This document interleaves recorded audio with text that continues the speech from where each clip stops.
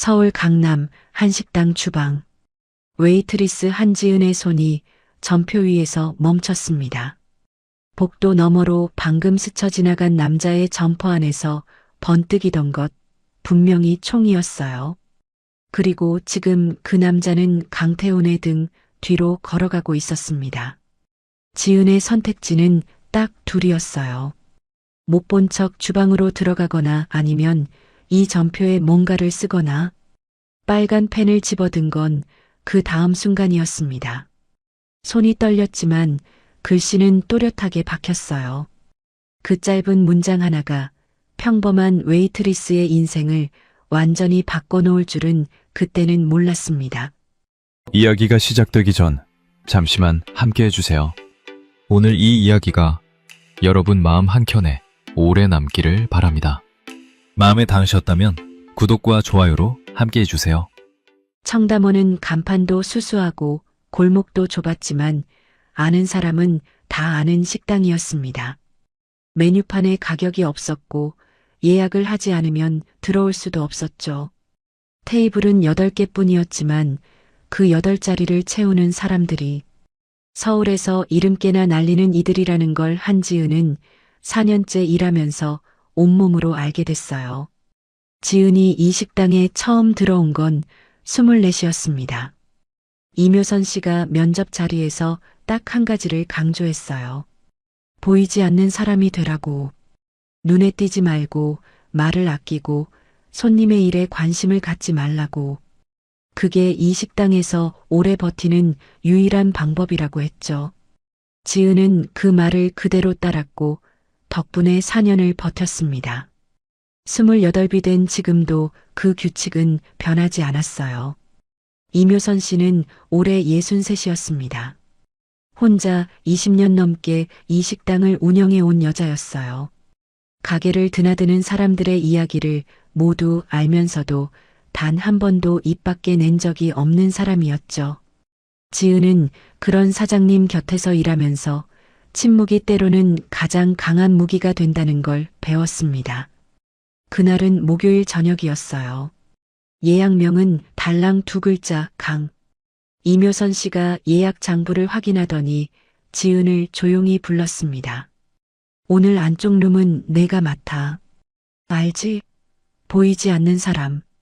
지은은 고개를 끄덕였어요. 늘 하던 대로였습니다.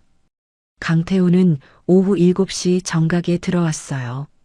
키가 크고 걸음이 느렸습니다. 서두르지 않는 사람의 걸음이었죠.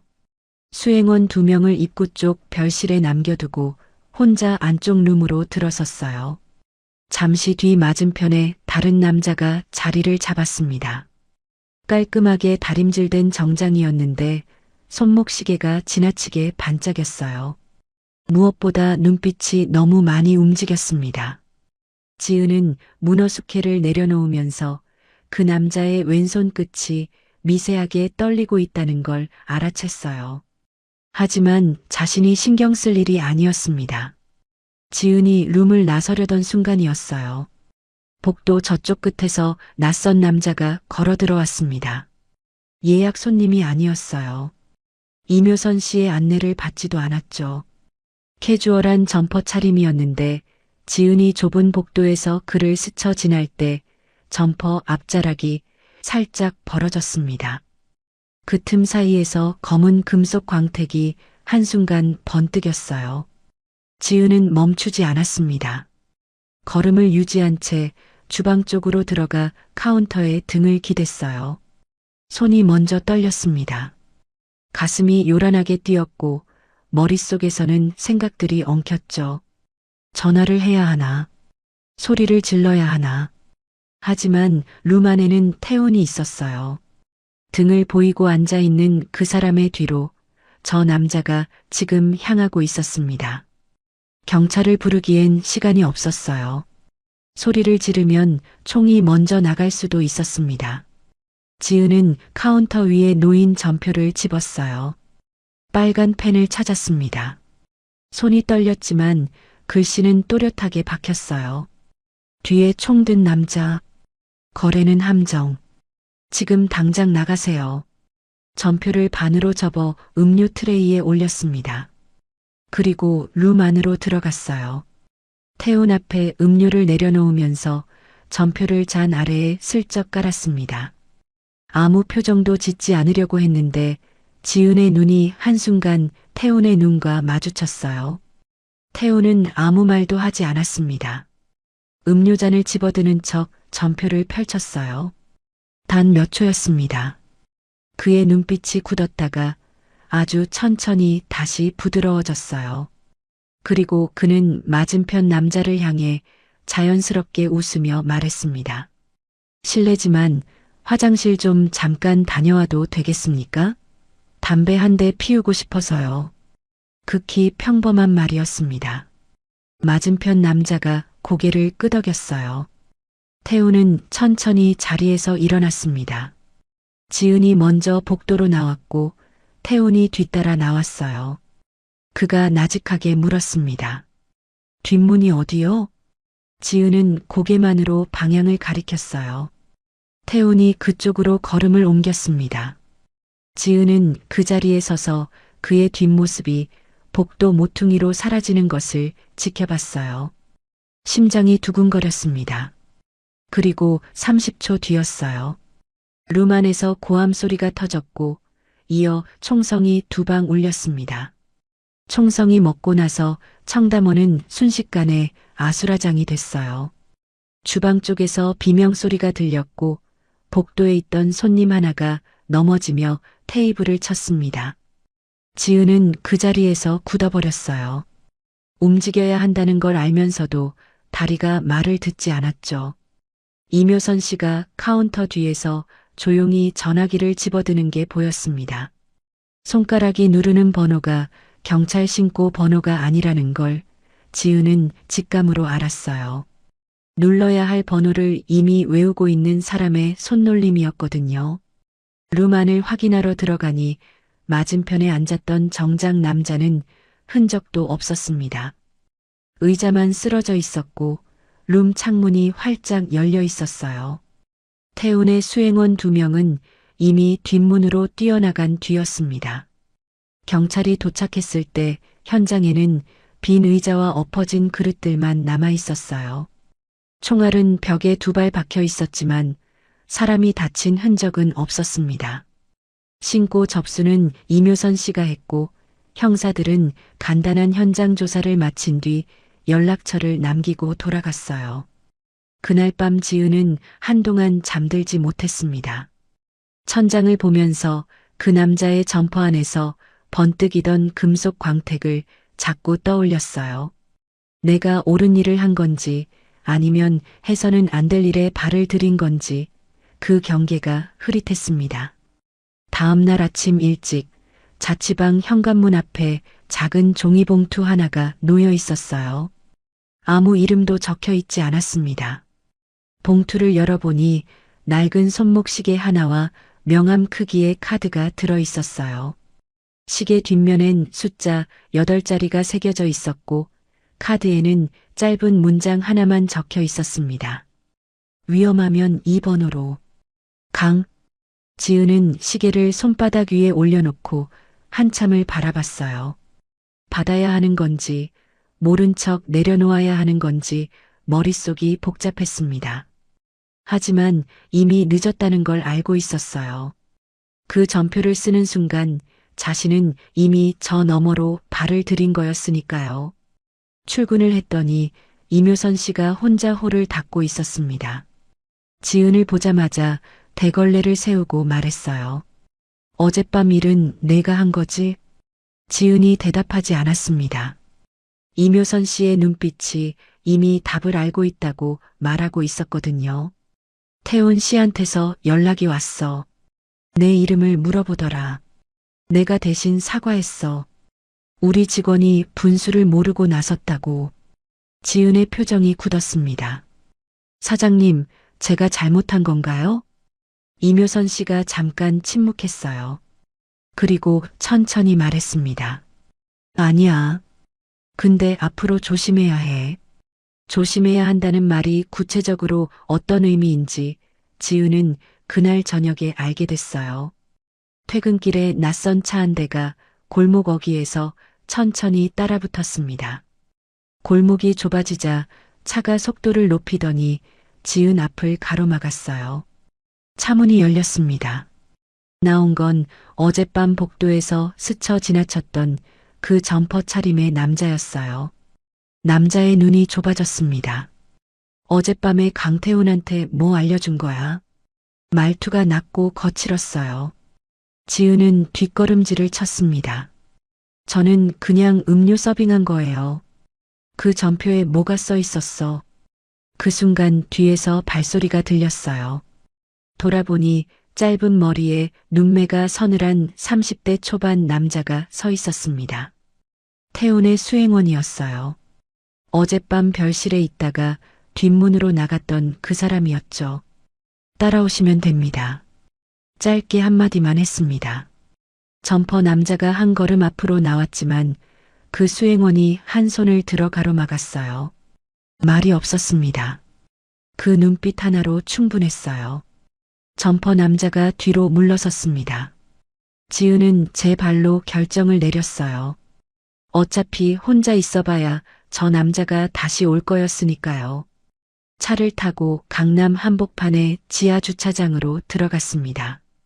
엘리베이터를 타고 올라가니 넓은 사무실이 나왔어요. 강태훈이 소파에 앉아 있었습니다. 어젯밤 정장 재킷을 벗은 차림이었는데 그게 오히려 더 묵직한 분위기를 만들었어요. 그가 지은을 보고 자리에서 일어났습니다. 앉아요. 명령처럼 들리지 않았어요. 말투가 조심스러웠습니다. 저 때문에 위험에 처한 것 같아서요. 미안합니다. 지은은 그 말 속에서 진심을 느꼈어요. 이 사람이 자신에게 사과를 한다는 게 조금 낯설었지만 눈빛이 거짓말을 하고 있지 않았거든요. 오늘 저한테 접근한 남자 앞으로도 나타날 수 있어요? 태훈이 잠시 침묵했다가 대답했습니다. 그럴 가능성이 높아요. 그쪽에서 당신을 목격자로 분류했을 거예요. 지은이 천천히 물었어요. 그럼 어떻게 해야 하죠? 태훈이 옆에 앉은 수행원 쪽을 봤습니다. 수행원이 작은 카드 하나를 꺼내 지은에게 건넸어요. 자신의 연락처였습니다. 신우역입니다. 퇴근길이나 이동할 때 이상한 낌새가 있으면 바로 연락 주세요. 지은은 카드를 받았어요. 이 시계와 이 카드가 앞으로 자신의 삶이 어떻게 달라질지를 예고하고 있다는 걸 그때는 아직 몰랐습니다. 강태훈의 사무실이 어떤 곳인지 지은은 그날 처음으로 제대로 살펴봤습니다. 한쪽 벽을 가득 채운 서울지도, 여러 개의 모니터에 실시간으로 갱신되는 정보들, 그리고 조용하고 절도 있게 움직이는 사람들. 단순한 조직의 아지트가 아니었어요. 훨씬 더 정교하고 넓은 무언가였죠. 신우역이 커피를 내오면서 나머지 이야기를 이어받았습니다. 어젯밤 룸에서 태훈과 마주 앉았던 남자는 오창민이라는 인물이 보낸 협상 대리인이었다고 했어요. 오창민. 서울 동북부 일대를 장악한 또 다른 조직의 수장으로 겉으로는 중견건설 회사를 운영하고 있었지만 실제로는 불법 자금 세탁과 청부 관련 일까지 손을 뻗고 있었습니다. 그가 태훈에게 강남 일대의 영역을 나누자며 협상을 제안한 건 2달 전의 일이었는데 어젯밤 거래 자리가 처음부터 태훈을 제거하기 위한 함정이었다는 게 이제는 명확해진 거였죠. 문제는 거기서 끝이 아니었습니다. 함정이 성립하려면 누군가 내부에서 정보를 흘렸어야 했어요. 어젯밤 태훈이 수행원 둘만 데리고 혼자 거래 자리에 간다는 걸 알던 사람은 조직 안에서도 극히 일부였거든요. 신우역의 눈빛이 말하고 있었습니다. 아직 그 사람을 특정하지 못했다고. 지은은 그 말을 들으면서 조용히 자신이 처한 현실을 정리했어요. 알아야 할 것보다 훨씬 많은 걸 알게 됐다는 것. 그리고 한번 들은 건 다시 모른 척 할 수 없다는 것. 그로부터 3일이 지났습니다. 퇴근길마다 신우역의 차가 뒤에서 따라왔어요. 지은은 처음엔 어색했지만 어느 순간부터는 그 미행이 오히려 안심이 됐습니다. 자신을 노리는 눈이 있다는 걸 알고 있는 한 보호받는 게 맞았거든요. 그 무렵 청담원에 변화가 생겼어요. 단골 손님들의 발이 하나둘 끊기기 시작했습니다. 총기 사건 소문이 퍼진 거였죠. 이묘선 씨가 홀 의자를 정리하면서 짧게 말했어요. 당분간 조용하게 운영해야겠어. 지은은 죄송한 마음이 들었습니다. 자신이 그 전표를 쓰지 않았더라면 어떻게 됐을까 잠깐 생각해봤지만 답이 나오지 않았어요. 이미 벌어진 일이었고 그때로 돌아간다 해도 자신은 아마 같은 선택을 했을 거였습니다. 그러던 어느 날 오후였어요. 청담원 유리문 너머로 낯선 남자가 이묘선 씨와 이야기를 나누는 게 보였습니다.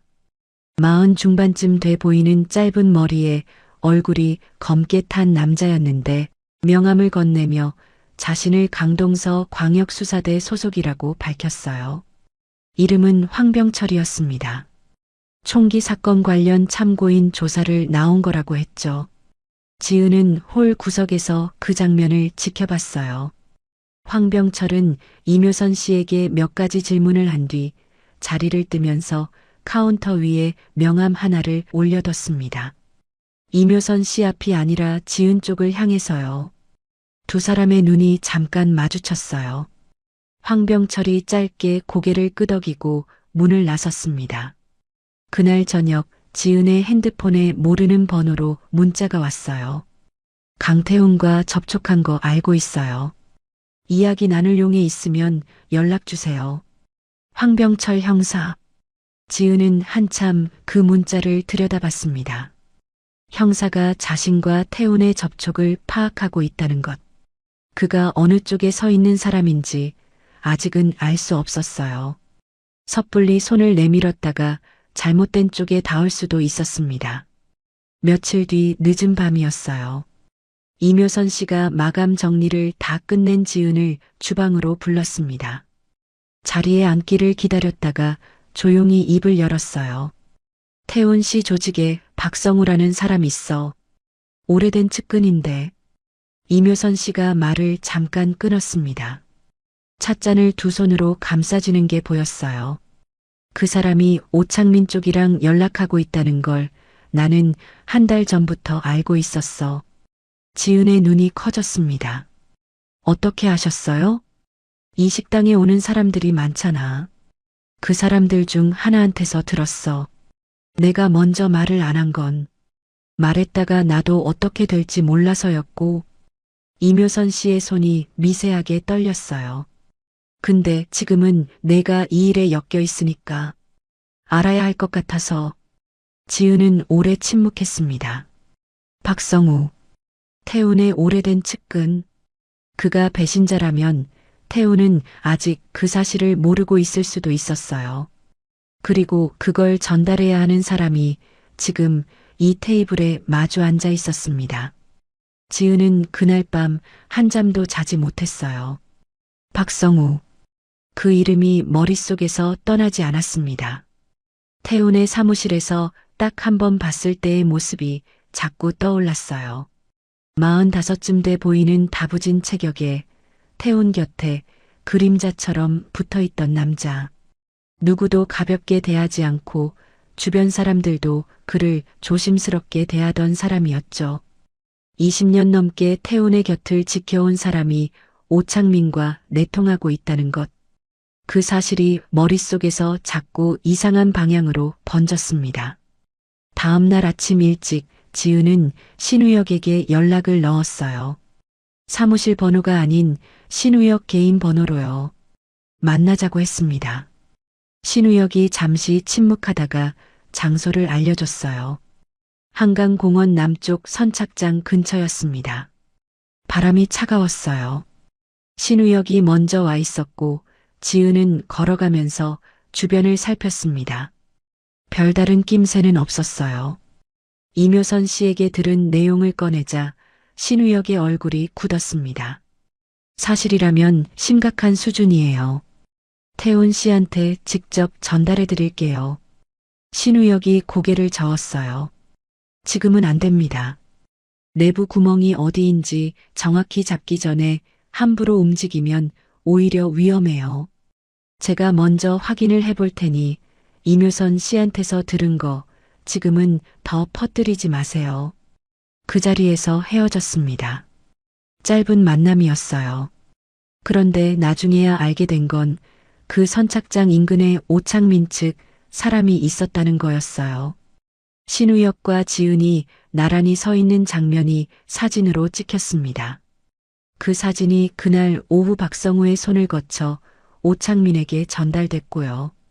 이틀 뒤 지은이 청담원으로 출근했더니 문이 잠겨 있었습니다. 이묘선 씨는 직원들보다 항상 먼저 나와 있는 사람이었어요. 이상했습니다. 핸드폰으로 전화를 걸었지만 받지 않았어요. 유리문 너머로 안을 들여다보니 내부가 어질러져 있었습니다. 의자 하나가 쓰러져 있었고 주방 쪽에서 뭔가 끌린 흔적이 있었어요. 경찰에 신고했습니다. 1시간쯤 뒤에 황병철이 나타났어요. 현장을 한 바퀴 둘러보더니 지은 쪽으로 왔습니다. 이묘선 씨, 어젯밤 마감 정리하다 주방 바닥에서 넘어지셨어요. 지나가던 사람이 발견해서 병원으로 옮겼는데 본인은 미끄러진 거라고 하세요. 지은이 눈썹을 모았습니다. 이 안이 이렇게 어질러진 게 그냥 낙상 사고예요? 황병철이 지은을 잠시 바라봤어요. 이 씨가 직접 그렇게 말하고 있으니까요. 피해자 진술이 그거면 제가 달리 할 수 있는 게 없어요. 냉정한 말이었습니다. 하지만 그 눈빛은 달랐어요. 뭔가를 알고 있는데 말하지 않는 사람의 눈빛이었습니다. 지은은 황병철이 어느 쪽 사람인지 아직 판단이 서지 않았어요. 그날 오후에 병원으로 찾아갔습니다. 이묘선 씨는 왼쪽 손목에 깁스를 한 채 침대에 앉아 있었어요. 지은을 보자마자 눈빛이 굳었습니다. 사장님, 이묘선 씨가 먼저 말했어요. 지은아, 그만해. 사장님이 먼저 말씀해 주신 거잖아요. 내가 경솔했어. 잊어버려. 식당도 당분간 쉴 거야. 지은이 그분의 손을 봤습니다. 깁스 위로 보이는 손가락이 가늘게 떨리고 있었어요. 입으로는 그만하라고 말하면서 눈 안에는 두려움이 그대로 남아 있었습니다. 이건 낙상 사고가 아니라 경고였어요. 누군가 이묘선 씨 몸에 직접 손을 댄 거였습니다. 지은은 아무 말 없이 그 손을 잠깐 잡았다가 놓았어요. 병원을 나서면서 주먹을 쥐었습니다. 분노라기보다는 단단한 결심 같은 게 가슴 안쪽에서 차오르는 느낌이었어요. 그날 밤 자취방 복도에서 낯선 남자 2명이 문 앞에 서 있는 걸 발견했습니다. 신우혁이 보낸 사람들이 아니었어요. 목소리를 낮추며 이야기를 나누고 있었는데 지은이 가까이 가기 전에 눈치챘습니다. 엘리베이터를 타지 않고 비상구 쪽으로 내려가 건물 밖으로 나왔어요. 뒷골목을 뛰었습니다. 손이 떨리면서도 핸드폰을 꺼냈어요. 손목시계 뒷면에 새겨진 번호로 전화를 걸었습니다. 신호가 2번, 3번 연결됐어요. 어디예요? 태훈의 목소리였습니다. 낮고 차분했어요. 지은이 위치를 말하자 3분도 안 돼서 차 한 대가 골목 끝에 섰습니다. 신우혁이 운전석에 있었어요. 지은이 타자마자 차가 출발했고 잠시 뒤에서 다른 차가 따라붙었습니다. 신우혁은 말이 없었어요. 핸들을 꺾고 골목을 빠져나가고 강변북로로 진입했습니다. 한강 선착장에 작은 배 한 척이 대기하고 있었어요.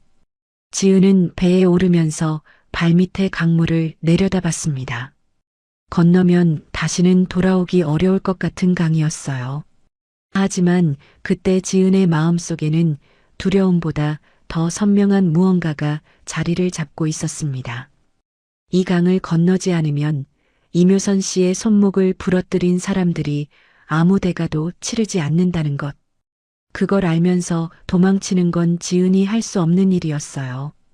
배가 강 건너 작은 선착장에 닿았을 때 강태훈이 직접 나와 있었습니다. 짧은 점퍼 차림이었는데 어둠 속에서도 그 눈빛이 선명했어요. 지은이 배에서 내리자 그가 먼저 말했습니다. 다쳤어요? 아니요. 이묘선 씨는요? 손목 깁스했어요. 본인은 낙상이라고 하지만 태훈의 턱이 잠깐 굳었다가 풀렸습니다. 신우혁이 태훈에게 눈짓을 했고 일행은 선착장에서 멀지 않은 낮은 건물 안으로 들어갔어요. 사무실이 아니라 창고처럼 생긴 공간이었는데 안에 이미 사람이 여럿 있었습니다. 그리고 그 중에 황병철이 있었어요. 지은이 걸음을 멈췄습니다. 황병철도 지은을 봤어요. 어색한 침묵이 흘렀습니다. 태훈이 두 사람 사이에 서서 간단히 말했어요. 아는 사이죠? 황병철이 먼저 입을 열었습니다. 며칠 전에 청담원에서 한 번 봤어요. 이쪽은 황 형사님이에요. 오랫동안 같이 일한 사람입니다. 지은은 그 말뜻을 금방 이해했어요. 형사가 조직 두목과 함께 같은 테이블에 앉아 있다는 것. 공식과 비공식의 경계를 의도적으로 선택한 관계라는 것. 황병철이 의자를 당겨 앉으며 설명을 이어갔어요. 오창민은 몇 년 전부터 경찰 내부에도 돈을 뿌리고 있어요. 저는 그 명단을 추적하고 있었는데 혼자서는 한계가 있었죠. 태훈 씨 쪽이랑 협력하게 된 건 그래서예요. 불편한 관계긴 한데 지금은 서로 필요한 상황이거든요. 지은이 태훈을 봤습니다. 저한테 이걸 다 말씀해줘도 되는 거예요? 태훈이 잠시 생각하다가 대답했어요. 이미 한복판에 있으니까요. 그게 전부였습니다. 군더더기 없는 말이었어요. 신우혁이 테이블에 파일 하나를 올려놓았습니다. 박성우에 관한 자료였어요. 며칠 전 선착장에서 지은과 신우혁이 만나는 장면을 담은 사진이 같이 있었습니다. 사진 속 두 사람의 얼굴이 선명했어요. 이 사진이 오창민한테 넘어갔어요. 사진이 어디서 찍혔는지 역추적했더니 전달 경로가 박성우 씨 쪽으로 이어졌습니다. 태훈이 그 사진을 내려다봤어요. 아무 말도 하지 않았습니다. 손이 테이블 위에 조용히 놓였는데 주먹을 쥐지도 않았어요. 감정을 누르는 게 아니라 이미 준비를 하고 있던 사람처럼 보였습니다. 하지만 지은은 그 침묵 안에 있는 것이 무엇인지 느꼈어요. 20년을 함께한 사람이라고 했습니다. 그 세월의 무게가 지금 이 사진 한 장 앞에서 산산이 부서지고 있었어요. 박성우 씨에 대한 거 저도 며칠 전에 이묘선 사장님한테 들었어요. 지은이 조심스럽게 말했습니다. 사장님이 위험을 감수하고 알려준 거예요. 그분도 이제 보호가 필요해요. 태훈이 신우혁을 받고 신우혁이 고개를 끄덕였습니다. 황병철이 지은을 보며 말했어요. 한 가지 부탁을 드려야 할 것 같아요. 오창민 쪽이 청담원을 계속 주시하고 있는데 아직 정확히 그쪽에서 무엇을 원하는지 파악이 안 됐어요. 식당을 다시 여는 게 그 실마리를 잡는데 도움이 될 수 있을 것 같아서요. 지은이 직접적으로 물었습니다. 미끼가 되어달라는 거죠? 황병철이 부정하지 않았어요. 보호는 반드시 됩니다. 지은은 잠시 가만히 있었어요. 도망쳐봐야 오창민이 이미 자신을 타겟으로 삼은 이상 어딘가에 숨는 건 시간 벌기밖에 안 된다는 걸 알고 있었습니다. 조건이 하나 있어요. 말씀하세요. 이묘선 사장님은 이 일에서 완전히 빠져야 해요. 그분은 식당 하나만 지키고 살아온 분이에요. 더 이상 피해를 받으면 안 됩니다. 황병철이 태훈을 봤습니다. 태훈이 천천히 고개를 끄덕였어요. 거래가 성립됐습니다. 지은은 그 자리를 나서면서 자신이 지금 어떤 선을 넘었는지 알고 있었어요. 무섭지 않다고 하면 거짓말이겠지만 그보다 더 선명하게 느껴지는 건 분노였습니다. 이묘선 씨의 손목을 부러뜨린 사람들, 태훈을 죽이려 함정을 판 사람들, 20년의 신뢰를 돈에 팔아넘긴 사람. 그 모든 게 오창민 한 사람의 탐욕에서 뻗어나온 거였어요. 지은은 조용히 주먹을 쥐었습니다. 이묘선 씨가 병원에서 쉬는 동안 청담원은 지은이 임시로 맡았습니다. 이묘선 씨를 아끼는 주방 직원 한 명이 남아줘서 그나마 간신히 가게 모양새를 갖출 수 있었어요. 손님은 확연히 줄었지만 완전히 끊기지는 않았습니다. 오창민 쪽 사람이 나타난 건 식당이 다시 문을 연 지 사흘째 되던 날이었어요. 처음엔 그냥 평범한 손님처럼 들어와서 된장찌개를 시키고 갔습니다. 두 번째엔 혼자 앉아 식사를 하면서 주방 쪽을 유독 자주 쳐다봤어요. 세 번째 방문부터 말을 걸어왔습니다. 이묘선 사장님은 언제쯤 나오실 것 같아요? 지은이 아무렇지 않은 얼굴로 대답했어요. 회복 중이세요. 좀 더 쉬셔야 할 것 같더라고요. 그렇군요. 남자가 잠깐 뜸을 들이다가 물었어요. 혹시 여기 지하에 창고 공간이 있다고 들었는데 지금도 쓰고 있나요? 지은의 심장이 뛰었지만 얼굴은 그대로였습니다. 식자재 보관하는 데 쓰고 있어요. 남자가 고개를 끄덕이더니 계산을 하고 나갔어요. 지은은 그가 문을 나서자마자 황병철에게 짧은 메시지를 보냈습니다. 지하 창고. 황병철이 빠르게 움직였어요. 건물 인허가 자료와 리모델링 도면을 대조해 보니 지하 구조의 도면과 다른 부분이 있었습니다. 청담원이 이 건물에 들어서기 전 리모델링 과정에서 원래 있던 이중벽 사이 공간이 기록에 남지 않은 채 그대로 남아 있었거든요. 그 공간이 수년째 외부에서 출입 가능한 별도 진입로를 통해 활용되고 있었다는 정황이 나왔어요. 이묘선 씨는 그 공간의 존재를 알고 있었습니다. 그래서 오창민 측에서 협력을 요구했을 때 거절했고 거절의 대가가 손목이었던 거였죠. 신우혁이 창고 안쪽 벽을 조사했어요. 한쪽에 오래된 자물쇠가 달린 잠금 장치가 있었습니다. 지은이 다시 병원을 찾아가 이묘선 씨에게 조심스럽게 물었어요. 이묘선 씨는 한동안 말이 없었습니다. 그러다 천천히 앞치마 주머니에서 작은 열쇠 하나를 꺼냈어요. 왼쪽으로 4번 돌려. 그게 전부였습니다.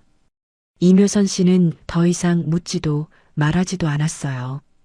이중벽 사이 공간 안에는 서류 뭉치와 함께 하드드라이브 2개, 그리고 소형 금고가 있었습니다. 황병철이 감식 인력과 함께 내용물을 확인했어요. 하드드라이브에는 오창민이 수년에 걸쳐 조성한 불법 자금의 이동 경로가 담겨 있었습니다. 수십 개의 유령 법인과 해외 계좌들. 전부 암호화돼 있었지만 파일 형식 자체는 확인이 됐고 복호하는 시간 문제였어요. 금고 안에는 가죽 표지의 낡은 수첩이 하나 있었습니다. 황병철이 장갑을 낀 손으로 수첩을 펼쳤어요. 이름들이 촘촘하게 적혀 있었습니다. 오창민에게서 정기적으로 돈을 받은 공직자들, 경찰 간부들.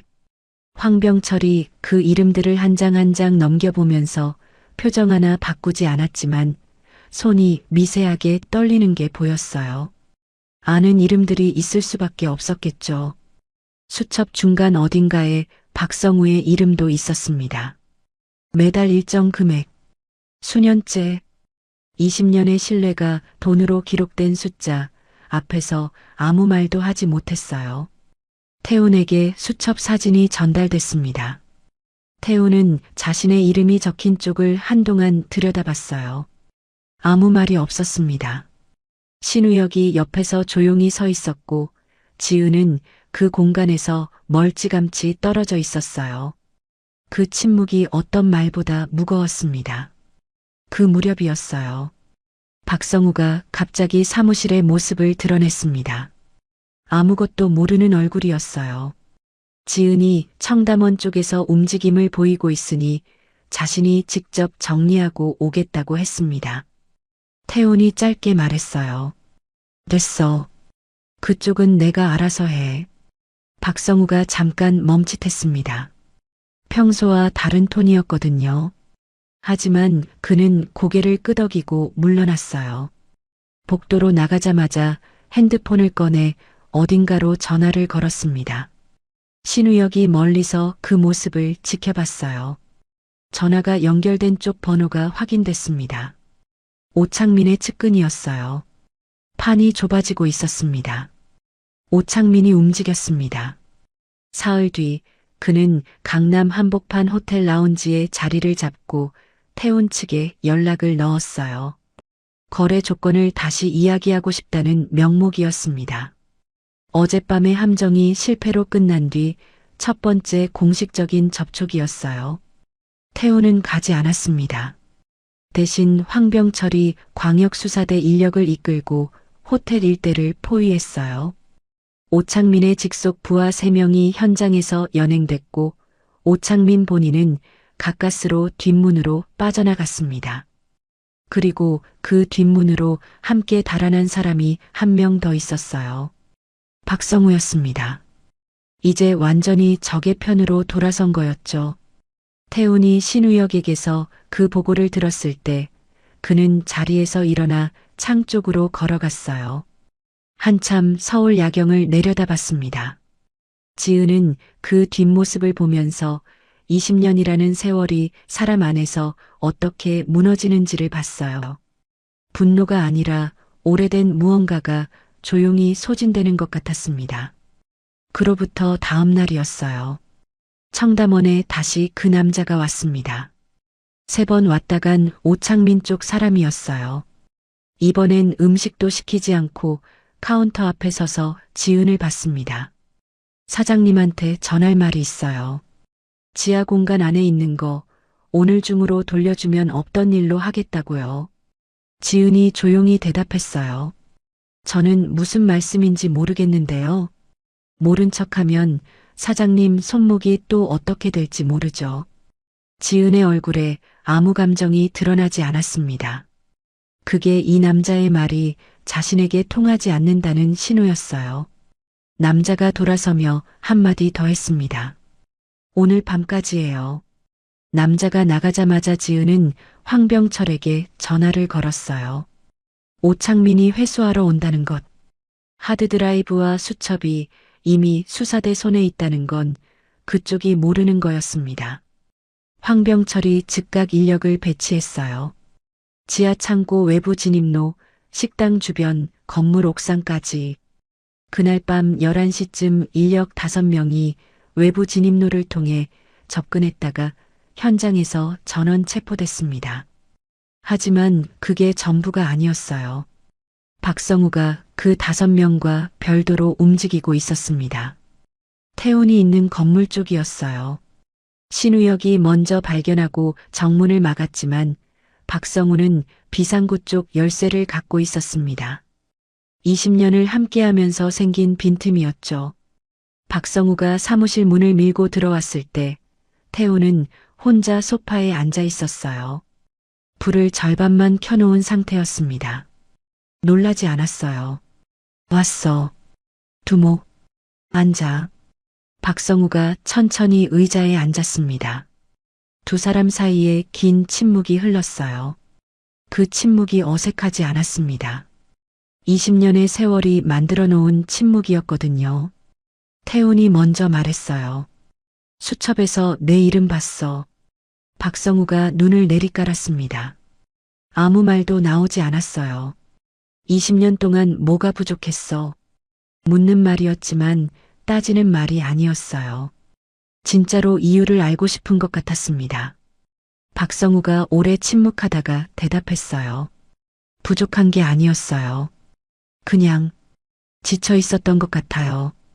이 삶이, 이 일이 언제까지 이렇게 살아야 하나 싶었는데 그 생각이 자꾸 깊어지다 보니까 어느 날 그쪽이 손을 내밀었고 목소리가 낮게 갈라졌습니다. 태훈이 아무 말도 하지 않았어요. 주먹이 무릎 위에 조용히 놓여 있었습니다. 분노를 억누르는 게 아니라 이미 감정이 다 빠져나간 사람 같았어요. 지은은 복도에서 문 너머로 그 대화를 들으면서 눈이 뜨거워지는 걸 느꼈습니다. 문이 열렸어요. 황병철이었습니다. 수사관 2명이 뒤따라 들어왔어요.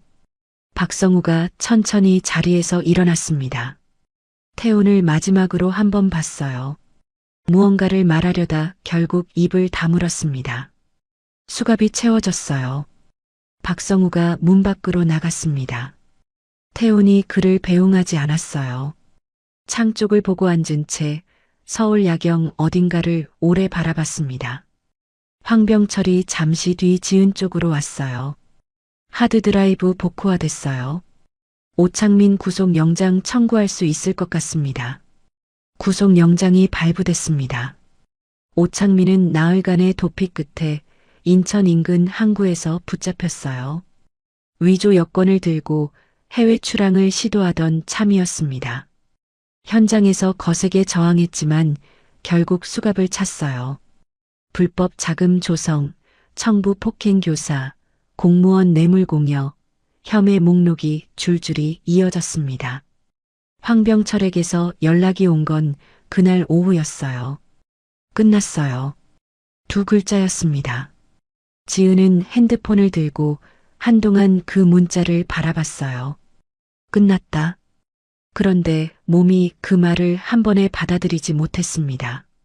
몇 주 동안 팽팽하게 당겨져 있던 긴장이 갑자기 풀리지 않고 가슴 안쪽에 찌꺼기처럼 남아 있었어요. 이묘선 씨 병원부터 갔습니다. 이묘선 씨는 지은이 들어오자마자 반겼어요. 깁스한 손목을 번쩍 들어 보이며 말했어요. 의사 선생님이 다음 주면 풀어도 된다고 하더라. 지은이 그 손을 잡았습니다. 말이 나오지 않았어요. 고맙다는 말도 미안하다는 말도 어디서 시작해야 할지 몰랐거든요. 이묘선 씨가 먼저 말했습니다. 그나저나 식당 다시 열어야겠다. 오래 쉬면 단골들 다 떨어져 나가. 지은이 픽 웃었어요. 제가 있는 한 또 사고 날 것 같은데요. 이묘선 씨가 지은의 손을 가볍게 두드렸어요. 사고도 없는 식당이 무슨 재미야. 오창민이 구속되면서 그의 조직은 빠르게 해체됐습니다. 수첩에 이름이 올라있던 공직자들이 순차적으로 수사를 받았고 그중 5명이 직위해제됐어요. 경찰 간부 2명도 징계 처리를 받았습니다. 황병철은 그 과정에서 위에서 내려오는 압력을 여러 차례 버텨야 했지만 끝까지 수사를 밀어붙였어요. 한 달 뒤 그는 수사팀장으로 발령을 받았습니다. 박성우는 구속 기소됐습니다. 재판이 시작됐고 태우는 그 과정에서 어떤 공개적인 입장도 내지 않았어요. 다만 신우역을 통해 전해진 이야기로는 박성우의 변호 비용 일부를 태운이 조용히 댔다고 했습니다. 20년을 그 방식으로 마무리하는 거였어요. 지은은 그 이야기를 듣고 오래 생각했습니다. 태운이 청담원을 찾아온 건 오창민이 검거되고 열흘쯤 지난 날이었어요. 식당이 다시 문을 열기 이틀 전이었습니다. 지은이 혼자 홀 바닥을 닦고 있을 때 문이 열렸어요. 평상복 차림이었는데 처음 룸에서 봤을 때보다 얼굴이 많이 가라앉아 있었습니다. 가볍게 다친 눈매였어요. 영업 전인데 들어와도 되나요? 지은이 대걸레를 세웠습니다. 앉으세요. 태훈이 창가 자리에 앉았어요. 지은이 차를 2잔 내왔습니다. 창밖으로 골목이 보였어요. 지나가는 사람 몇 명, 고양이 한 마리. 평범한 오후였습니다. 한참 아무 말이 없다가 태훈이 먼저 입을 열었어요. 그날 전표 쓸 때 무서웠어요? 지은이 찻잔을 감쌌습니다. 쓸 때는 무섭지 않았어요. 쓰고 나서 손이 떨렸죠. 태훈이 작게 웃었어요. 지은은 그게 처음 보는 그의 얼굴이라는 걸 알았습니다. 긴장이 빠진 얼굴이었어요. 왜 도망가지 않았어요? 도망칠 기회가 있었는데. 지은이 잠시 생각했습니다. 도망쳐봤자 끝까지 따라올 것 같았어요. 그리고 솔직히 말하면 가만히 있는 게 더 무서웠어요. 뭔가를 하는 게 낫지 숨어 있으면서 불안해하는 건 제가 못하거든요. 태훈이 고개를 끄덕였어요. 그 대답이 마음에 들었는지 아니면 그냥 이해가 됐는지 표정으로는 알 수 없었습니다. 앞으로 어떻게 할 거예요? 지은이 홀을 둘러봤습니다. 4년을 일한 공간이었어요. 낡은 나무 테이블, 창밖 골목, 주방에서 배어나오는 묵은 간장 냄새. 일단은 여기서 계속 일하려고요.